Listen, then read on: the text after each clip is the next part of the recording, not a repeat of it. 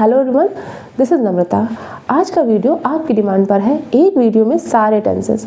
किसी ने मुझे कमेंट किया कि प्लीज़ पहले हमें टेंसेस क्लियर करा दीजिए, तो ये वीडियो आप ही की डिमांड पर बनाया गया है। अगर वीडियो अच्छी लगे तो लाइक सब्सक्राइब ज़रूर करें। तो चलिए शुरू करते हैं आज का वीडियो, जिसमें हमारे सबसे पहले हम जानेंगे प्रेजेंट टेंस के बारे में, फिर हम पास्ट टेंस के बारे में, फिर हम आगे फ्यूचर टेंस के बारे में जानेंगे। प्रेजेंट टेंस वो होता है जो हमें अभी भावी जो चीज़ें चल रही होती हैं उनके बारे में बताता है। जो वर्तमान में हो रहा होता है उसको बताता है, इसे हम प्रेजेंट टेंस कहते हैं।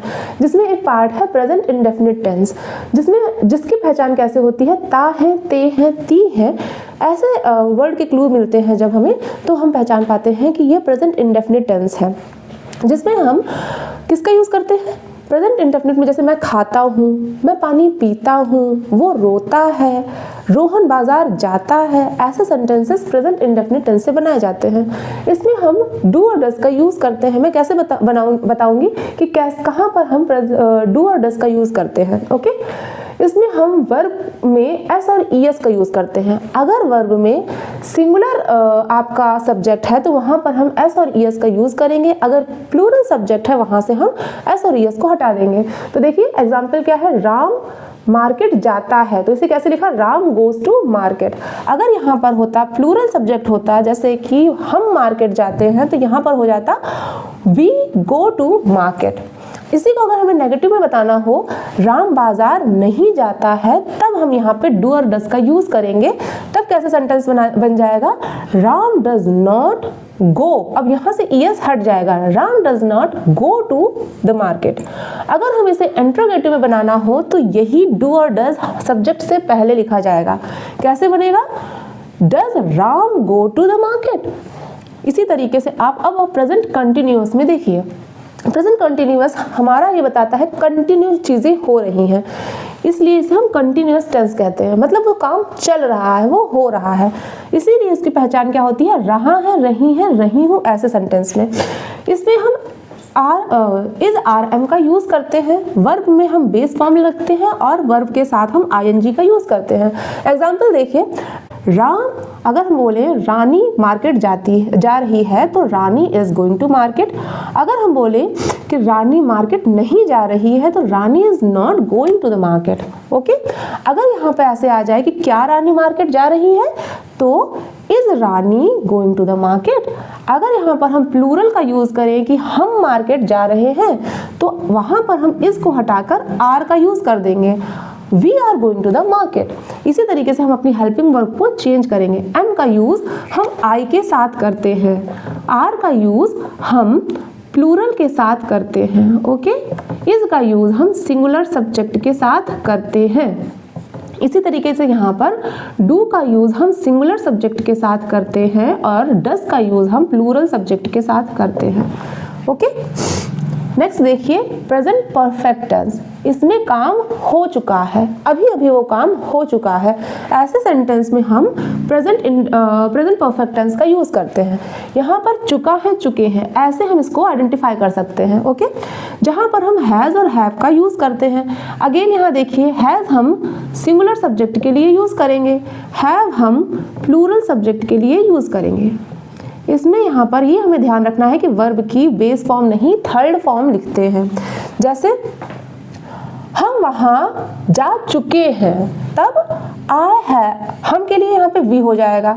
मैंने लिखा है मैं वहाँ जा चुकी हूँ, तो आई हैव गॉन देयर। यहाँ पे देखिए गो की मैंने थर्ड फॉर्म का यूज किया है, आई हैव गॉन देयर। अगर हमें लिखना हो कि मैं वहाँ नहीं जा चुकी हूँ, मैं वहाँ नहीं गई हूँ, तो फिर मैं क्या लिखूंगी, I have not gone there. यहाँ पर हम नॉट का यूज करेंगे। अगर इसी को हमें इंट्रोगेटिव में बनाना हो, तो ये जो हैव है इसको हम सब्जेक्ट के पहले लिख देंगे। कैसे सेंटेंस बनेगा, है क्या। अब यहाँ पर आई का यूज नहीं कर सकते, तो मैं आपको सेंटेंस दूसरा बना के बताती हूँ। क्या तुम मार्केट जा चुके हो, तो have you gone to the market. Okay, तो मुझे लगता है कि आपको प्रेजेंट टेंस समझ में आ गया होगा। इसका लास्ट टेंस है प्रेजेंट परफेक्ट कॉन्टिन्यूअस। इसमें हम सबसे मेन चीज़ है टाइम के बारे में पता चलता है। सिंपल, अगर यहाँ पर टाइम नहीं होगा तो ये प्रेजेंट इंडेफिनिट प्रेजेंट कॉन्टिन्यूअस हो जाएगा, लेकिन यहाँ पर टाइम पता चलेगा और कब से काम हो रहा है ये पता चलेगा, तो हम वहाँ पे प्रेजेंट परफेक्ट कॉन्टिन्यूअस का यूज करेंगे। इसमें देखिए हेल्पिंग वर्ब में क्या लगता है, अगेन हैज कहाँ लगेगा, अब आपको पता चल गया होगा, हैज हमारा सिंगुलर सब्जेक्ट के साथ लगता है। हैव कहाँ लगता है, हैव हमारा प्लूरल सब्जेक्ट के साथ लगता है। यहाँ पर हम वर्ब की थर्ड फॉर्म का यूज नहीं करेंगे, बहुत अच्छे से ध्यान रखना है, वर्ब की हम थर्ड फॉर्म का यूज नहीं करेंगे, वर्ब की थर्ड फॉर्म का यूज नहीं करेंगे, बेस फॉर्म का यूज करेंगे उसके साथ, क्योंकि ये कंटिन्यूस है। कंटिन्यूस में कंटिन्यू काम हो रहा होता है, वहां पर हम आईएनजी का यूज करेंगे। वर्ब के साथ हम आईएनजी का यूज करेंगे, हैज बीन और हैव बीन का यूज करेंगे। हैज बीन हमारा सिंगुलर सब्जेक्ट के साथ आएगा, हैव बीन हमारा प्लूरल सब्जेक्ट के साथ आएगा। एग्जांपल से समझते हैं, मैं 2 घंटे से, या फिर यहाँ पे देखिए इसके यहाँ पे मैंने लिखा हुआ है वह 2 घंटे से पढ़ रहा है। अब यहाँ पे टाइम आया, मेन पॉइंट क्या है, टाइम। टाइम आया यहाँ पर क्या है, 2 घंटे से पढ़ रहा है। यहाँ पे सिंस फॉर का यूज करेंगे। फॉर होता है, आपको पता है, डेफिनेट टाइम है, मुझे पता है कि वो 2 घंटे से पढ़ रहा है। तब फिर क्या है, he has been studying for 2 hours, 2 घंटे से पढ़ रहा है, लेकिन कौन से 2 घंटे हैं, सुबह के 2 घंटे हैं, शाम के 2 घंटे हैं, नहीं मालूम है, तो यहाँ पर हम फॉर का यूज करेंगे। अगर यहाँ पर मुझे पता हो सुबह से पढ़ रहा है, यहाँ पे अगर आता मॉर्निंग, तब हम वहाँ पे सिंस का यूज करेंगे। आगे मैं आपको बताऊंगी। अब वो 2 घंटे से नहीं पढ़ रहा है, तब मैं यहाँ पे क्या लगाऊंगी, he has not been studying for 2 hours। क्या वो 2 घंटे से पढ़ रहा है, has he been studying for 2 hours। Okay, clear.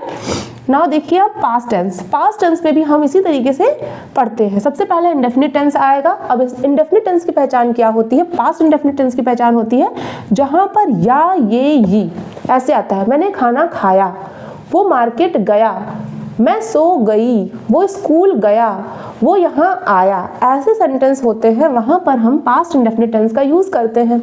जहां पर हेल्पिंग वर्ब लगती है डिड, सेम इसी तरीके से है, लेकिन बस यहाँ पर हम डू डज का यूज करते हैं प्रेजेंट इंडेफिनिट में, यहाँ पर हम डिड का यूज करते हैं। यहाँ पर हम फर्स्ट फॉर्म प्लस एस और एस का यूज करते हैं, यहाँ पर हम सेकेंड फॉर्म का यूज करते हैं। बहुत ध्यान से सुनना है आपको। सेंटेंस से समझते हैं। राहुल वहां गया, राहुल वहां गया। अब यहाँ पर जैसे यहाँ पर मैंने आपको बताया था इंट्रोगेटिव और नेगेटिव सेंटेंस में हम डू डज का यूज करेंगे, इसी तरीके से इंट्रोगेटिव और नेगेटिव सेंटेंस में हम डिड का यूज करेंगे। लेकिन यहाँ पर ये हमारा सिंपल सेंटेंस है, तो सिंपल सेंटेंस में मैं यहाँ पर वर्ब की सेकेंड फॉर्म का यूज करूंगी। वर्ब की कैसे फॉर्म का, सेकेंड फॉर्म का यूज होगा। जैसे राहुल वहां गया, राहुल वेंट देयर। अगर इसी को हमें नेगेटिव में बनाना हो तो क्या हो जाएगा, राहुल वहां नहीं गया। तब यहाँ क्या हो जाएगा, राहुल डिड नॉट। अब ये वेंट से हटके कैसी फॉर्म हो जाएगी, फर्स्ट फॉर्म हो जाएगी यहाँ पर, क्योंकि हमने डू की सेकंड फॉर्म यहाँ पे लिख दी। तो इसी तरीके से हम यहाँ पर वर्ब की अब यहाँ पर हम बेस फॉर्म का यूज करेंगे। तो क्या हो जाएगा, Rahul did not go there. अब यहाँ पे वेंट नहीं, गो हो जाएगा, बेस फॉर्म का यूज करेंगे, गो देयर। इसी तरीके से अगर हमें इसको इंट्रोगेटिव में चेंज करना हो तो ये डिड जो हमारी हेल्पिंग वर्ब है ये उठ के पहले आ जाएगी, सब्जेक्ट से पहले आ जाएगी। क्या हो जाएगा, डिड राहुल गो देयर, क्या राहुल वहां गया।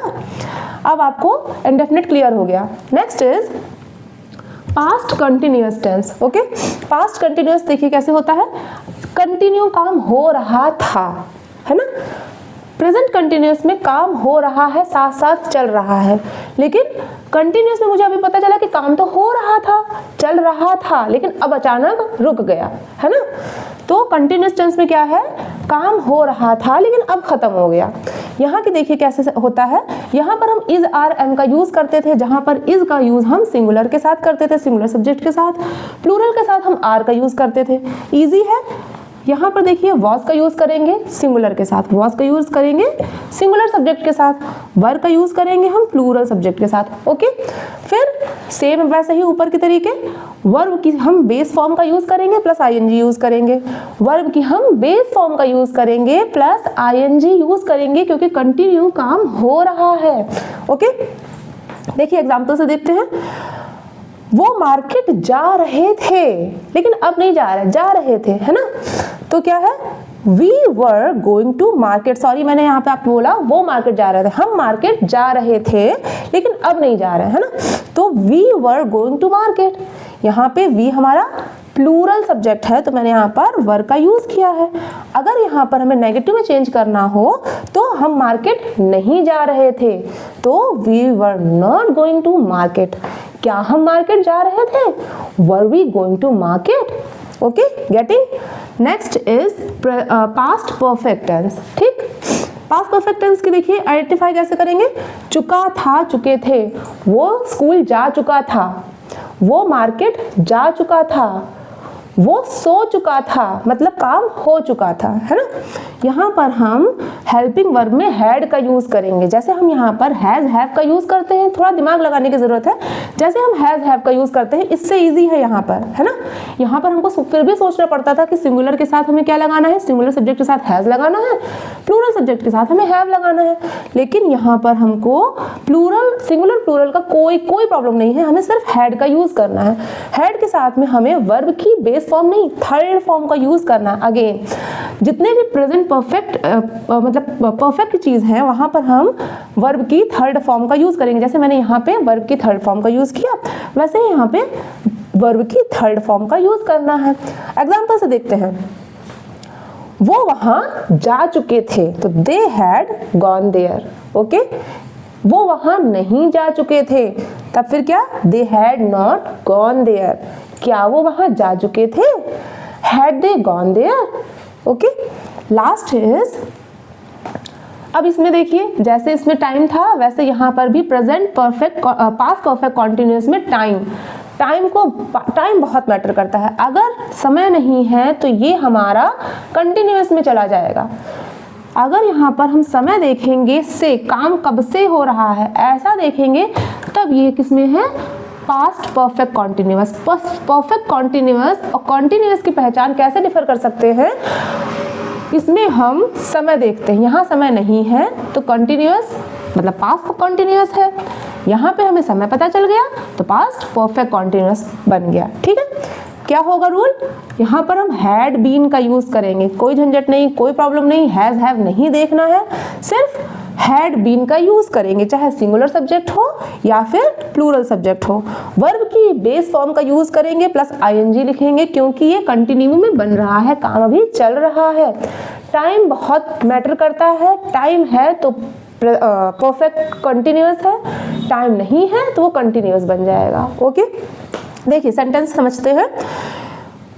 वो कब से पढ़ रहा होगा? अब देखिए मैंने यहाँ पे मॉर्निंग इसीलिए रखा ताकि आपको क्लियर हो सके।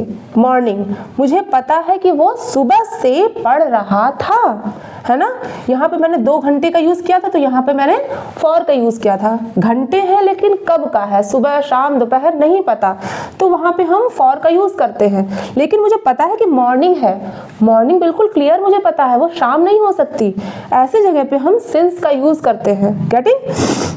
We had been studying since morning.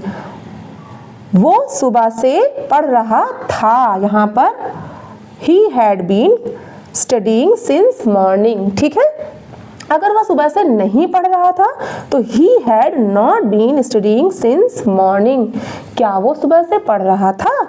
Had he been studying since morning? तो since for का यूज भी आपको बहुत ध्यान से करना है। थोड़ा सा टेंशन देंगे तो आपको सारे टेंस क्लियर हो जाएंगे और आपको फिर इंग्लिश बनाने में प्रॉब्लम नहीं होगी।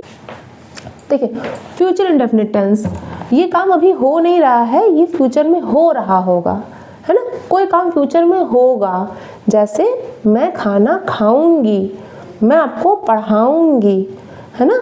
रानी मार्केट जाएगी, राहुल पढ़ेगा, गीता गाना गाएगी। यहाँ पे गागेगी लास्ट में हमें क्लू मिलता है गागेगी का। इससे हम पहचान करते हैं कि ये कैसा टेंस है? फ्यूचर इंडेफिनिट टेंस है। इसमें हम विल का यूज करते हैं, वर्ब की बेस फॉर्म का यूज करते हैं, फर्स्ट फॉर्म का यूज करते हैं। एग्जाम्पल से देखते हैं। वो वहां जाएगी, she will go there. Okay, अब वो वहां नहीं जाएगी तो she will not go there. अब हमें इसे इंट्रोगेटिव में चेंज करना है, क्या वो वहां जाएगी तो विल शी गो देयर। यहाँ पर हम शैल का भी यूज करते हैं, आई और वी के साथ शैल का यूज होता है, लेकिन अब इसका यूज बहुत कम हो गया है, इसलिए मैंने सिर्फ विल लिखा है ना। नेक्स्ट इज फ्यूचर कंटिन्यूअस, ये काम हो रहा होगा, रीता पढ़ रही होगी, बच्चे खेल रहे होंगे, वो खाना खा रही होगी। ऐसे सेंटेंसेस में हम फ्यूचर कॉन्टिन्यूअस का यूज़ करते हैं। तो वहाँ पर हम विल बी शैल बी पहले छोटे में आपको बताया गया होगा, लेकिन मैंने शैल को हटा दिया है क्योंकि शैल नॉर्मली अब हम लोग की बोलचाल से हट चुका है। आई और वी के साथ, वैसे अगर देखें तो आई और वी के साथ शैल का यूज़ होता है, शैल, है ना। आई और वी के साथ शैल का यूज़ होता है, बाकी सारे सब्जेक्ट के साथ हम विल का यूज़ करते हैं। जैसे मैं वहाँ कहाँ गया, मैं वहाँ जाऊंगी तो आई शैल गो देयर ऐसे हो जाएगा, लेकिन आजकल के लैंग्वेज में अब ये शैल को हटा दिया गया है, इसलिए मैंने सिर्फ विल लिखा है, ठीक है। फ्यूचर कॉन्टिन्यूअस वो काम हो रहा होगा, है ना।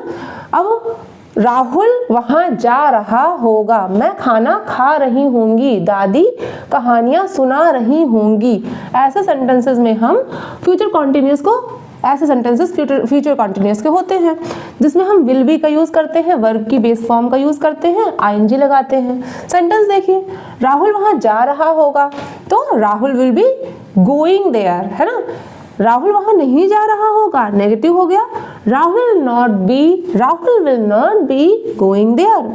क्या राहुल वहाँ जा रहा होगा, will Rahul be going there. Okay, next देखिए फ्यूचर परफेक्ट टेंस। अब वो काम हो चुका होगा, है ना, वो काम हो चुका होगा, कोई भी काम। प्रीति खाना खा चुकी होगी, हम बैडमिंटन खेल चुके होंगे, है ना।